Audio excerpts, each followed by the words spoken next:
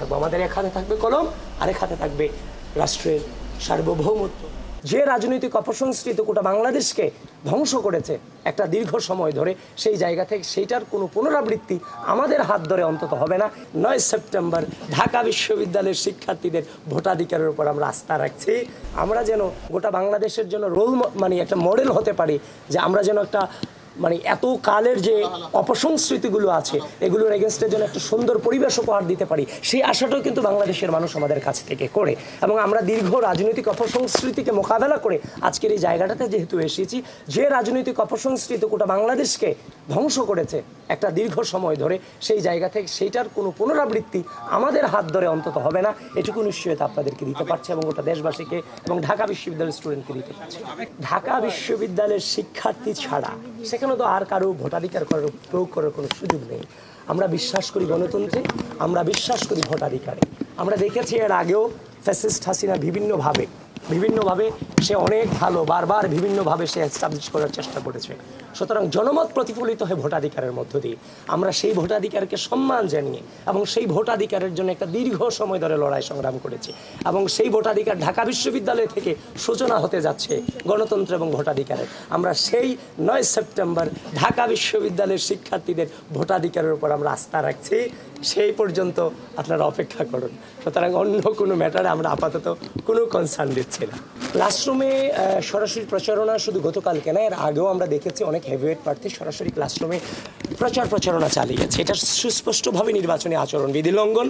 সেটা দেখলাম যে মোটামুটি অনেক পত্রিকাতেও সেই নিউজটা এসেছে। সুতরাং যেহেতু আপনাদের কাছে এসেছে, আমার কাছে এসেছে, নির্বাচন কমিশনের কাছে অবশ্যই গিয়েছে, এখন তারা কি ব্যবস্থা গ্রহণ করেছে সেটা তারা বলতে পারে। অবশ্যই তাদের আমাদের জায়গা থেকে হচ্ছে যে মৌখিকভাবে আমরা জানিয়েছি এগুলো, যে আপনারা, কিন্তু এর বিরুদ্ধে কোনো ব্যবস্থা এখনো পর্যন্ত আমরা দেখতে পাইনি।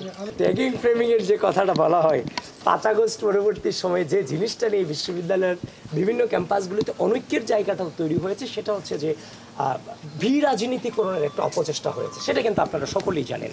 তো এখন আওয়ামী রাজনৈতিক যে সংস্কৃতিকে ঘৃণা করে আমরা দীর্ঘ সময় ধরে লড়াই সংগ্রাম চালিয়ে গিয়েছি, এখন তাদেরকেই যখন ওই আওয়ামী রাজনৈতিক অপসংস্কৃতিতে ফ্রেমিং করা হয়, ট্যাগিং করা হয়, তখন ওটার বিরুদ্ধে কথা বলতে গিয়ে কিছুটা হচ্ছে যে উত্তপ্ত বাক্য বিনিময় হয়েছে, নানান ধরনের কথা হয়েছে।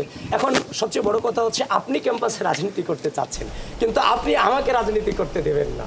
তো এই জায়গাটাতে যে একটা বিরাজনীতিকরণের অপচেষ্টা, সেই জায়গাটাতে কিছুটা মতবিরোধ তৈরি হয়েছে। আশা করছি সকল পথের, সকল মতের, সকল ঘরানার যারা ছাত্র রাজনীতি করে কিংবা যারা মত পথের মানুষ আছেন, আশা করছি আমরা এই অতীতের যে হচ্ছে যে আপনার নোংরা রাজনৈতিক সংস্কৃতি, সেটাতে আমরা যেতে চাই না। আমরা পুরো বাংলাদেশব্যাপী এবং পুরো ক্যাম্পাসব্যাপী আমরা এমন একটা রাজনৈতিক সংস্কৃতি প্রচলন করতে চাই, যেখানে শ্রদ্ধা, স্নেহ, সহনশীলতা, সহমর্মিতার মধ্য দিয়ে বিতর্ক হবে, ডিবেট হবে, কথা কাটাকাটি হবে, কিন্তু দিন শেষে আমরা এক এবং ঐক্যবদ্ধ থাকবো রাষ্ট্রের স্বার্থে।